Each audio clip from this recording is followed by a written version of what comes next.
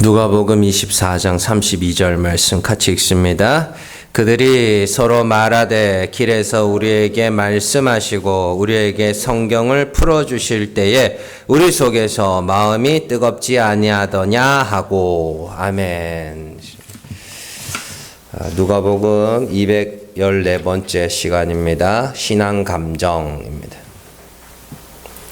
자, 어버이 주일이 되면은 항상 기억나는 사건이 하나 있습니다. 예전에 전도사 때인데요.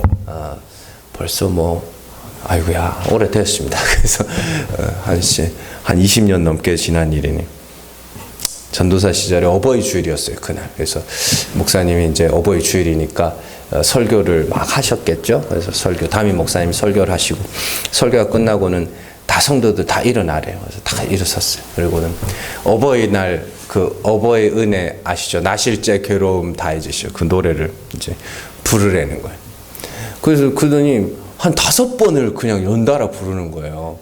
그래서 막 계속 부르면서 그러면서 한 5번 넘게 이렇게 부르더니 성도들이 막 짜증이 막 나는 거예요. 이게 무슨 찬양도 아니고, 교회에 와가지고 찬양을 5번, 6번 부르라고 그래도 짜증이 날 판인데 지금.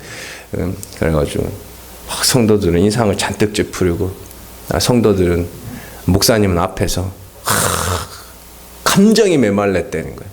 왜 안 우냐는 거예요. 그래서, 미쳐버린 줄 알았습니다.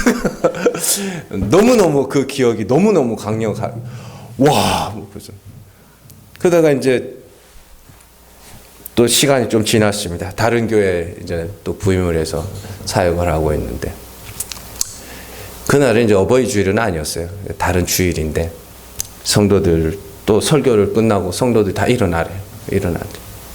이번에는 이제 예수 나를 위하여인지 웬 말인지 날 위하여인지 모르겠습니다. 하여튼 그 찬양 계속 부릅니다. 계속 부릅니다. 진짜로. 그러면서 막 앞에 대놓고 뭐라고 하냐면 울으라는 거야. 울으래.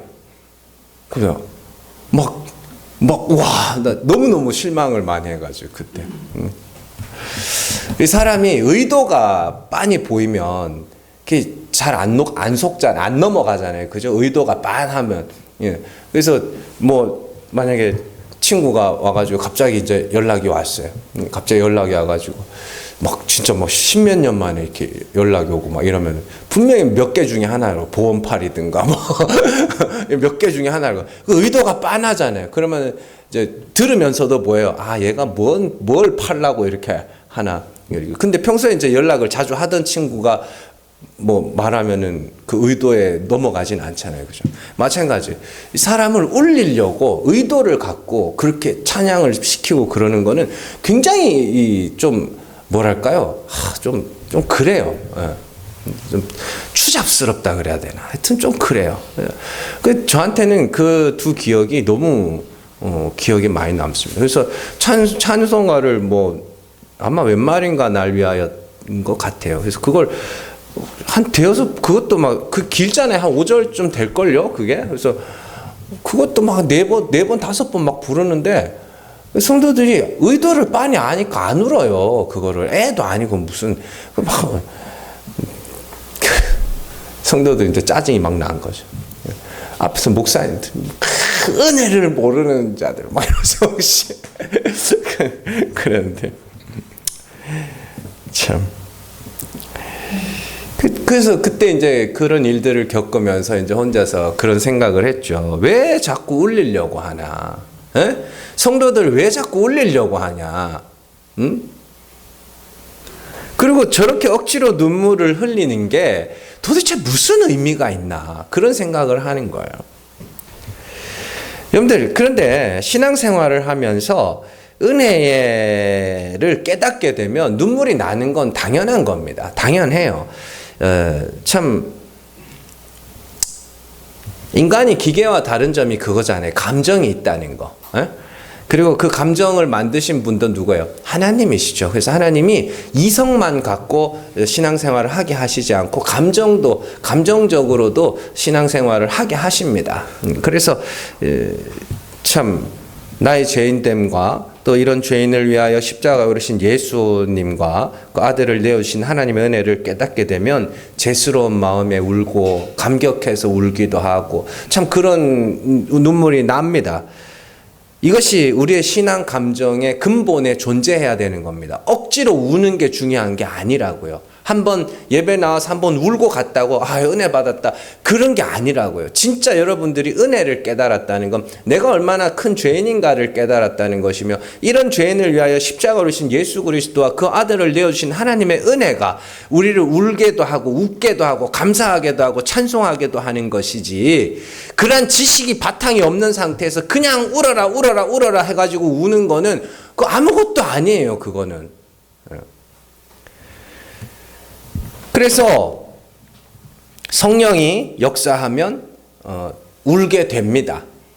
성령이 우리 안에서 우리의 죄를 기억나게 하며 그 모든 죄를 대속하신 예수 그리스도의 희생과 하나님의 은혜를 깨닫게 하실 때 자연스럽게 눈물이 나는 거예요. 자연스럽게. 자신이 죄인인 줄도 모르고 그리스도의 십자가와 하나님의 은혜도 알지 못하는 상태에서 그저 구슬픈 음악에 맞춰 흘리는 눈물이 무슨 의미가 있느냐는 것이죠.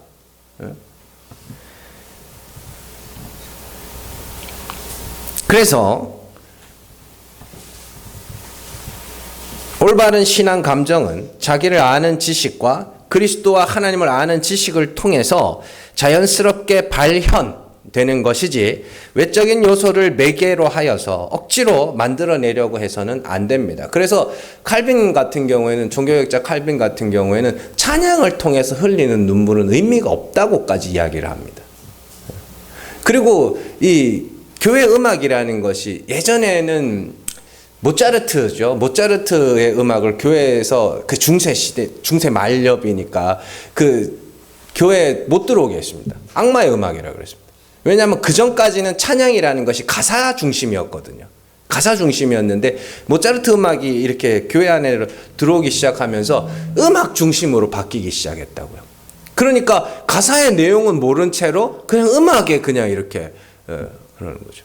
그래서 찬양 고르는 것도 되게 조심스럽습니다. 너무 음악적으로 이렇게 치우치다 보면은 음악 때문에 은혜를 받은 건지 그 노래 찬양의 가사 때문에 은혜를 받은 건지 알 수가 없는 거예요.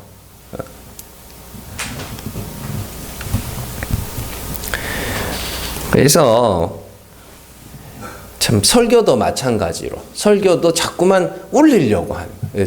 자꾸 의도를 하는, 설교도 자꾸 의도를 해요. 그러니까 목소리부터도 달라요. 목소리부터 내가 지를 아는데 그 다른 자기를 아는데 막, 여러분 막 이러면서 막 그래요. 그럼 조심 되는 거죠. 자, 그러니까 이제 왜 그러는지는 알아요. 목사님들이, 성도들이 막 진짜 막 자기가 설교했는데 막 울고 나면 자기가 설교를 잘했다는 생각을 하게 되거든요. 그러니까 그 마음을 아니까 이해는 하는데 옳은 건 아니라고요. 그 미국의 영적 대각성 운동을 일으킨 조나단 에드워즈라는 사람이 있습니다. 그 사람이 설교한 영적 대각성 운동을 시작하게 한 설교의 제목이 진노하신 하나님의 손안에 있는 죄인들이라는 설교입니다. 제목이 굉장히 유명한 설교문입니다. 그 내용이 그래요.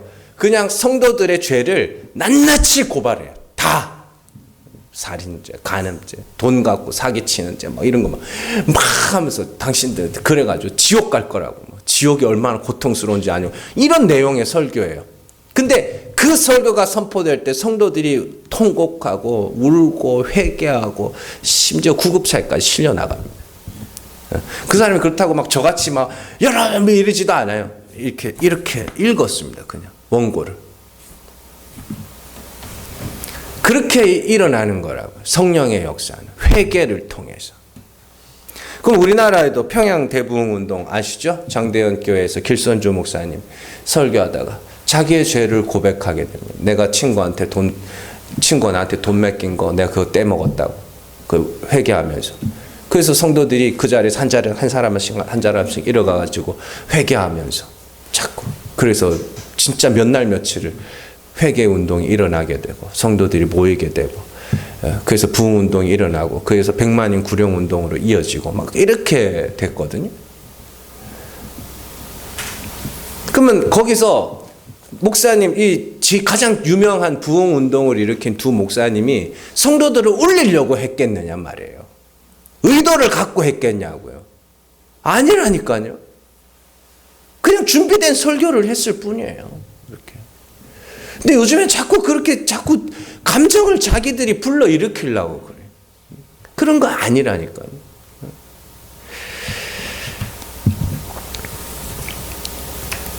그리고 이런 부흥 운동은 사람이 의도해서 일으키는 게 아닙니다. 진짜 막말로 제가 원고가 다 있어요. 조나단 에드워즈 목사님의 설교 원고도 있고 기선주 목사님 설교 원고도 있습니다. 그걸 갖고 와서 여기서 그대로 읽는다고 진짜 그런 부흥의 역사가 나타날 것 같으세요?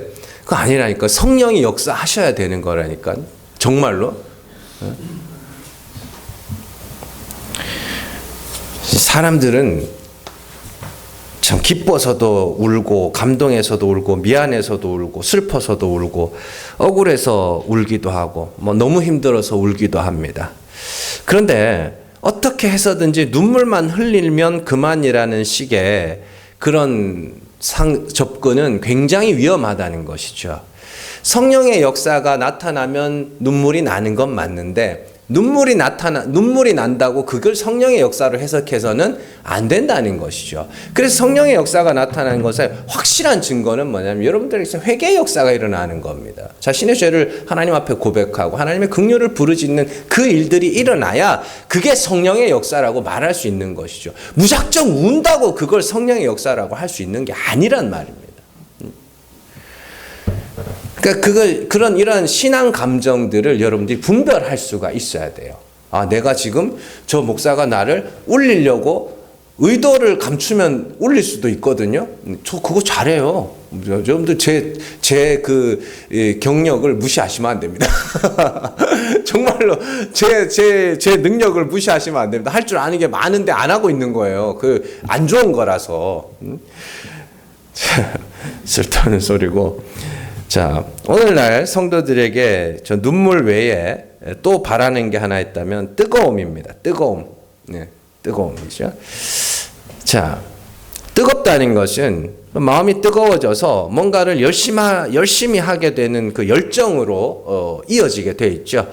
맞습니다. 그러면 이제 중요한 건 그거예요. 무엇을 위한 열정인가? 누구를 위한 열정인가? 라는 것이죠. 그래서 목회자들은 성도들이 열정을 품고 열심히 교회 일을 하도록 하려고 많이 애를 씁니다. 그러나 뜨거움이라는 감정 역시 사람이 의도해서 일으키는 것이 아니며 의도해서 일으키려고 해서도 안 됩니다. 성경이 말하는 뜨거움은 단순히 열심히 교회 일을 하는 열정을 가리키는 것이 아닙니다. 성경이 말하는 뜨거움은 복음을 향한 열정이며 하나님을 향한 뜨거움이며 조금 덧붙이자면 성도를 위한 뜨거움입니다. 그래서 베드로가 이야기하죠. 서로 뜨겁게 사랑하라 이렇게 하죠. 그러니까 무슨 차이인지 아시죠? 교회 일을 위한 열정이 아니라 성도를 위한 열정이라고. 그러니까 차이를 잘 아셔야 돼요. 교회를 사랑하세요 하고 예배당을 청소하고 예배당을 잘 꾸미는 게 교회를 사랑하는 게 아니고 교회를 사랑하는 건 결국에 누구를 사랑하는데 그리스도 안에 있는 성도를 사랑하라는 이야기란 말이에요. 그러니까 그런 것들을 잘 구분을 하세요. 그러니까 이 성경에서 교회를 그리스도 안에서 거룩하여진 자들을 교회라 하고 뭐 그런 정의들을 왜 내려주냐면 건물은 아무것도 아니에요, 이거 아무것도 아니라니까요. 근데 교회 건물을 몇십억, 몇백억, 몇천억짜리를 건물을 지어 놓으니까 사람이 보여요, 안 보여요? 사람이 안 보이는 거예요, 거기에. 성도들 역시 마찬가지로 이 교회가 얼마짜리인데 그러면서 사람을 못 보는 거죠. 그런 일들이 진짜로 생긴다니까요.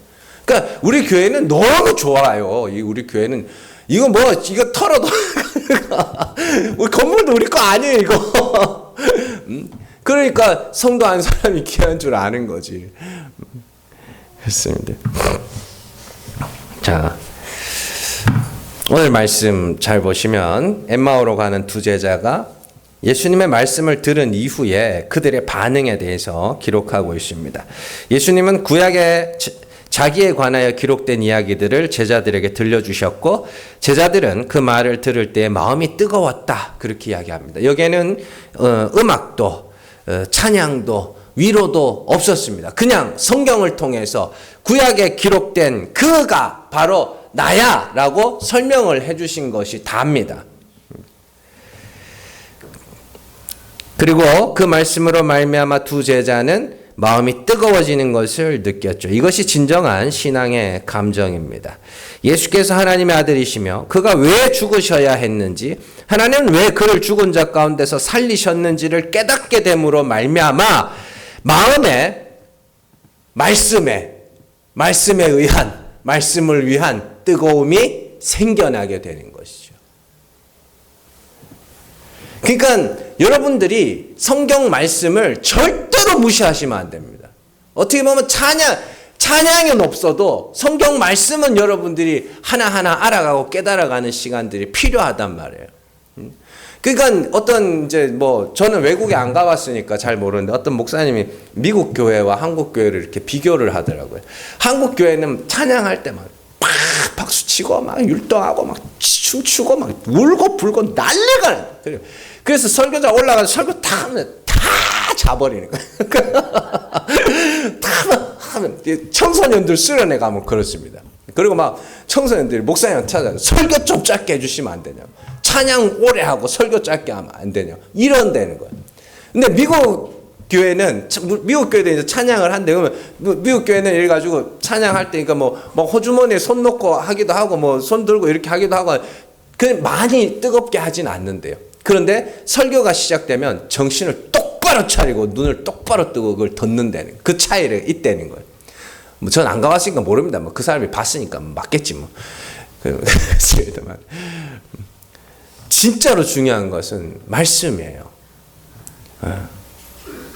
정말 너무너무 제가 요즘에 얼마 전에 이제 그것이 알고 싶다 교회 이야기가 나왔죠. 꽤나 큰 교회인데 거기에 이제 어떤 목사님이 와가지고 이상한 교리를 전파를 해가지고 결국에는 그 사건 때문에 그 목사님이 일으킨 그 교회에서 그 파장 때문에 어떤 한 여자가 자살하게 되는 그런 결과까지 이어지게 됐는데 그 이상한 교리, 이상한 성경 구절 가지고 이상한 교리를 가르쳐가지고 남녀간에 막 혼잡하게 그렇게 한 거예요. 참 얼마나 성경을 몰랐으면 그런 사람들의 세치에 놀아나나 싶기도 하고 그런 생각을 많이 합니다. 그런데 오늘 우리가 진짜 성경 말씀을 통해서 무엇을 기뻐해야 되며 어떤 신앙 감정을 가져야 되는지 한번 살펴볼게요. 자, 사도 바울이 성도의 신앙 감정에 대해서 잘 기록해 주는 말씀이 있습니다. 사도 바울은 그리스도와 함께 환난을 받은 자들만이 하나님의 위로를 받게 될 것이다. 이렇게 이야기를 합니다. 고린도서 1장 3절에서 5절 말씀 같이 읽습니다. 찬송하리로다. 그는 우리 주 예수 그리스도의 하나님이시요 자비의 아버지시요 모든 위로의 하나님이시며 우리의 모든 환난 중에서 우리를 위로하사 우리로 하여금 하나님께 받는 위로로서 모든 환난 중에 있는 자들을 능히 위로하게 하시는 이시로다. 그리스도의 고난이 우리에게 넘친 것 같이 우리가 받는 위로도 그리스도로 말미암아 넘치는도다. 아멘. 사도 바울이 여기서 하나님을 어떻게 불러요? 자비의 아버지, 위로의 하나님 이렇게 불러요. 하나님을 묘사하는 이 두 단어가 굉장히 중요합니다. 자비의 하나님, 자비 아버지라는 말은 불쌍히 여기시는 하나님이라는 뜻이에요. 그리고 우리가 하나님으로부터 불쌍히 여김을 받기 위해서는 어떻게 돼야 돼요? 하나님이 불쌍히 여기셔야 할 가난한 자가 돼야 된다는 소리입니다. 그리고 그러면 하나님께서 그 택하신 자들을 위로하시기 위해서는 뭐 하셔야 돼요? 그들을 가난하게 만드셔야 되죠. 그걸 환난이라고 이야기합니다. 가난해져 가는 걸 환난. 돈 없는 가난이 아니에요. 영적으로 가난해져 가는, 죄인 중에 괴수로 율법 전체를 어긴 자로 낮아져 가고 죽어져 가는 그 과정을 환난이라고 합니다. 그래서 그 환난 중에 있는 자들이 어떻게 해요? 하나님으로부터 뭐예요? 위로를 얻게 된다. 왜요? 하나님이 낮추시는 이유는, 그들을 가난하게 하시는 이유는 그들을 높이시기 위해서 낮추시는 거니까. 그래서 이것이 성도들의 신앙 감정의 핵심입니다. 나의 낮아짐, 나의 가난함, 나의 죄인됨을 철저하게 알게 된 자들을 높이시고 부욕케 하시고 죄를 사하시고 의롭다 하심으로 그들을 위로하시는 하나님.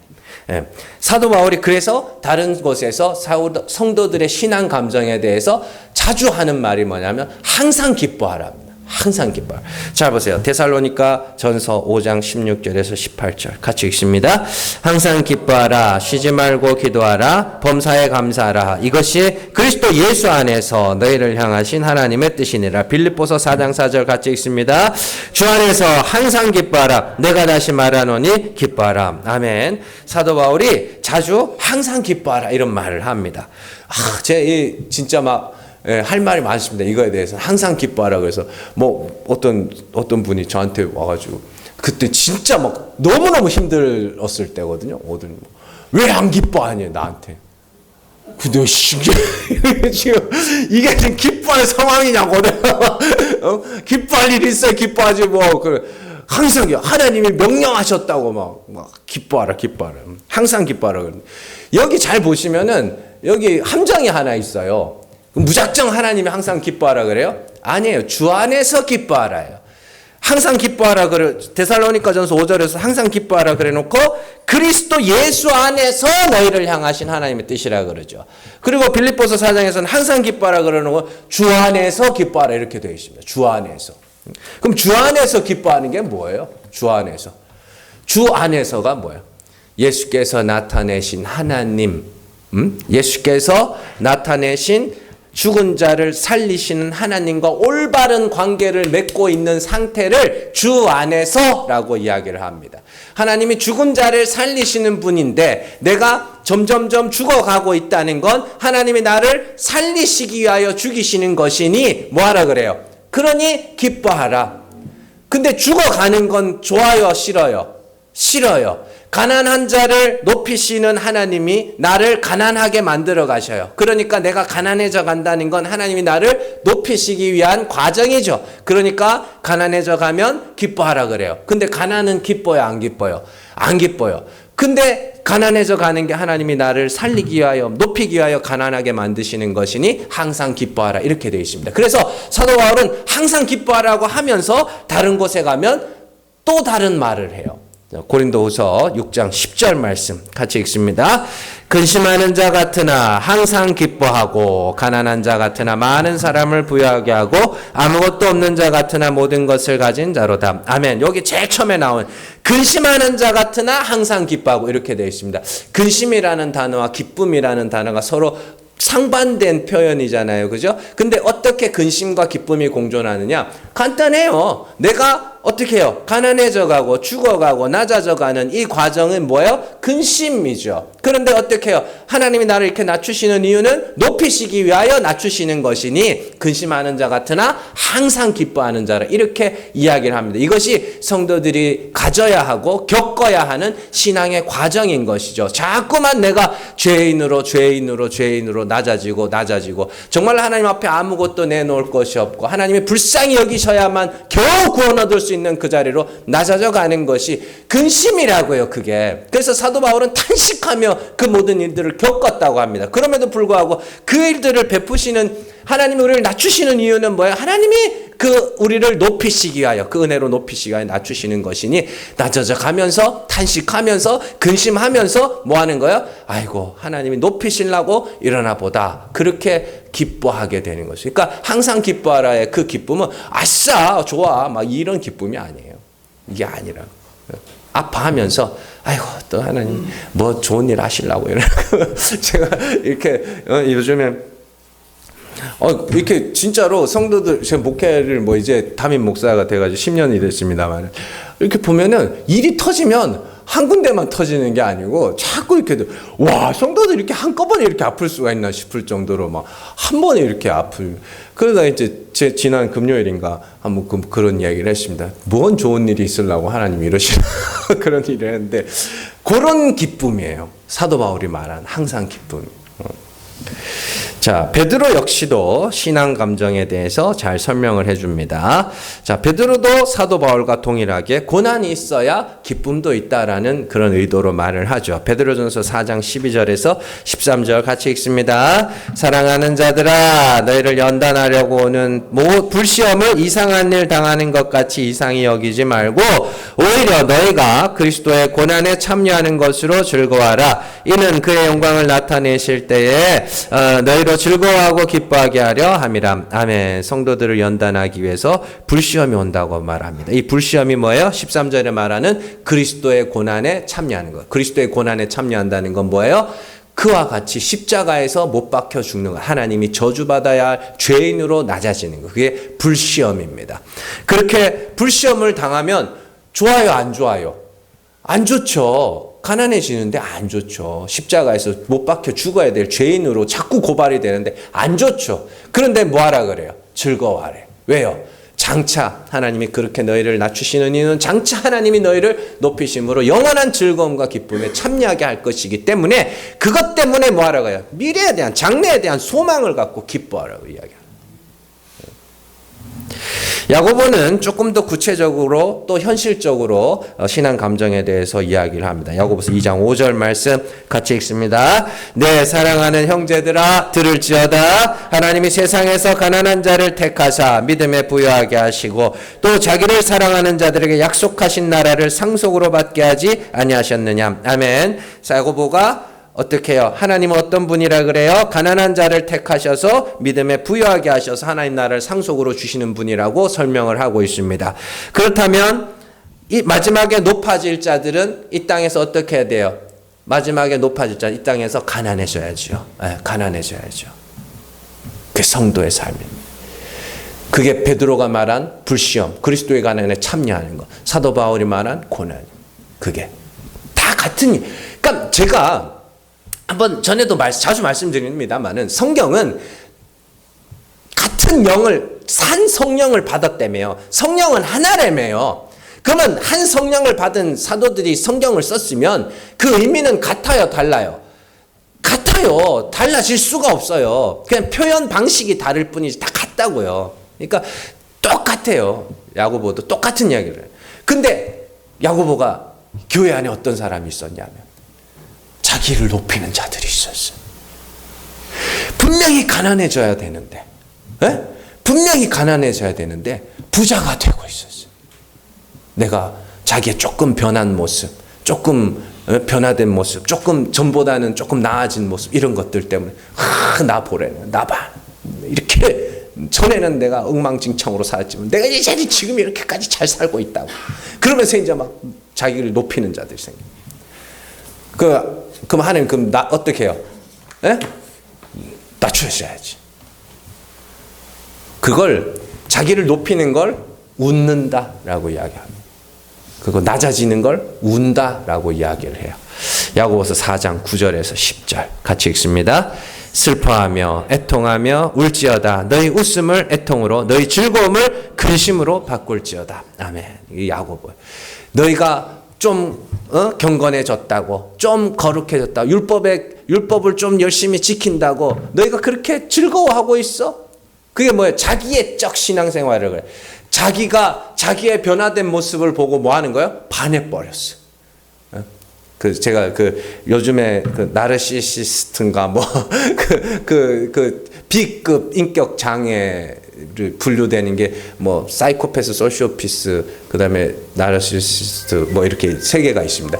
근데 이제 그 사람 중에 이제 그 나르시스트가 그리스 신화에서 나온 거예요. 그 나르시소스라는 그 사람이 이 호수에 비친 자기를 보고 홀딱 반해가지고 너무 예쁘다 그런 건데 그게 여러분들 그 그리스 신화에만 나오는 게 아니고 여러분들에게서도 나타날 수 있어요. 제일 가짜는 사람들이 예수 믿고 담배 끊고 술 끊었다는 사람들. 그게 나쁘다는 게 아니에요. 좋은 거예요. 술 끊고 담배 끊을 수 있으면 끊으세요. 근데 그걸 갖고 뭐 하냐면 일생의 자랑으로 삼아야죠. 신앙이 업적이야, 아주. 이것도 못 끊는 인간들이 막 이러면서 막, 아유, 정말.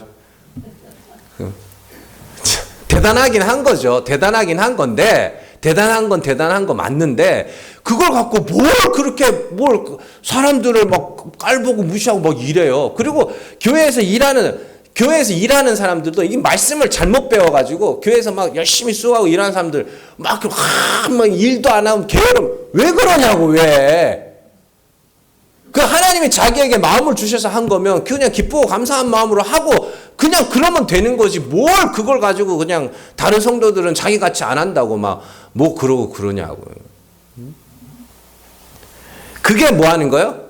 웃는 자들, 즐거워하는 자들. 그게 뭐 때문에?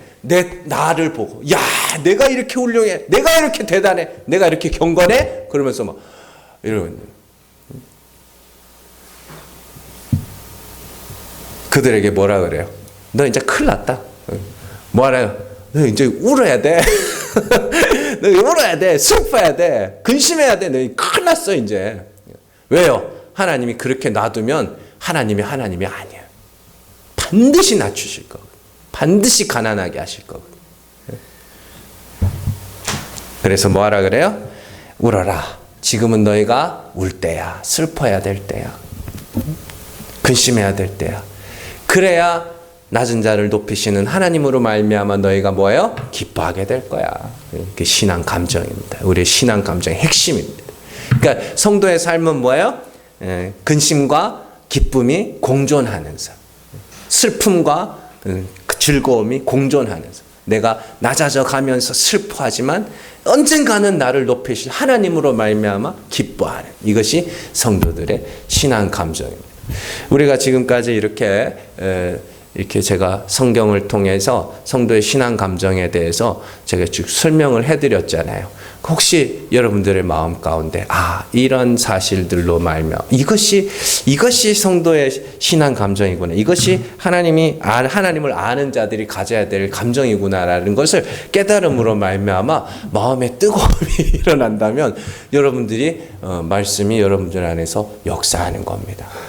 이렇게 뜨거움이라는 것은 그렇게 진리를 알고 하나님을 알고 또 내게 일어난 하나님께서 내게 행하실 일들을 말미암아서 일어나는 것이지. 그냥 확 힘냅시다. 그게 누구예요? 그거 제일 잘한 사람. 모르시죠? 사람의 언변으로 사람을 뜨겁게 만드는 걸 제일 잘했던 사람이 누구는 히틀러입니다. 독일 국민들이 전쟁을 반대하는데 히틀러가 전쟁을 일으킨 게 아니에요. 히틀러는 어마어마한 웅변가였습니다. 사람들에게 막 해가지고 막 불러일으키는 거. 위대한 아리안족, 우리 최고 개로만 좀 자부심을 가지라고 막 하면 국민들이 와 막 하면서 저 미개한 것들 우리가 계몽시켜야 된다고 가서 죽이자 막 이렇게 전쟁 그렇게 일어난 거예요. 잘 기억하시고 하나님을 알면서 오는 여러분 진정한 뜨거움이 여러분들을 움직이셔서 복음도 전하게 하고 성도들도 섬기게 하고 하나님의 은혜를 또 찬송하게도 하고 웃게도 만드는 역사 있기를 주님의 이름으로 축원합니다. 기도하겠습니다.